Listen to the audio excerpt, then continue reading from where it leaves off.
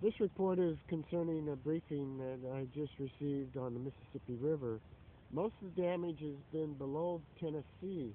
The Tennessee project of the Army Corps of Engineers refused to do the holding, which is proper because they're in the high flood zone of, they're saying 55 feet, and the footage doesn't mean too much. It's based on a probability of flooding downstream and the riparian of the already insured flood zones. If the housings have been built on uninsured flood zones, there's no way to control the waters of the Mississippi in that area. If they built those houses there, concerning, say the casinos were built and then they built subdivisions next to the casinos, and the casinos were built out of possibly Indian nations that were not in full treaty to build their casinos along the Mississippi. So those are areas that are not in our jurisdiction of the United States because those are treaty areas of the Bureau of Indian Affairs. As far as the flooding of the Mississippi in those areas, Natchez is a city which does have flood insurance, but depending on where they built their dwellings, if it was actually in a flood-insured area. If it's in a flood-insured area, then there is a way to recoup your losses in the flood zone area.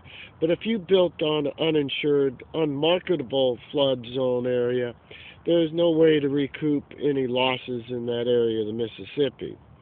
Now, the Army Corps of Engineers does have certain parameters of releasing water from the Tennessee and northern areas of the Mississippi through the various checks and dams that they have along the Mississippi, the Ohio River, where the tributaries come together in the Missouri.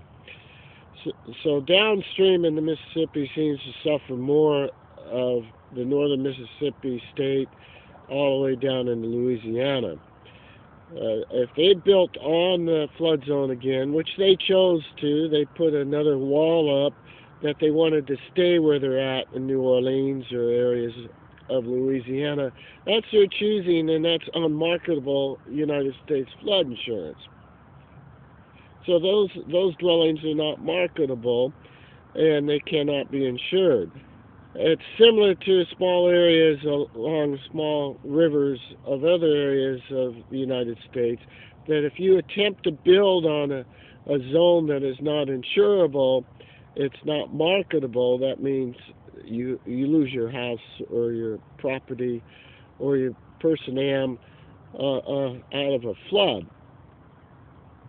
So if you've lost everything out of a flood, there is no way to recoup your losses because you had no flood insurance that was not marketable in the designing of the flood insurance policy itself throughout the United States.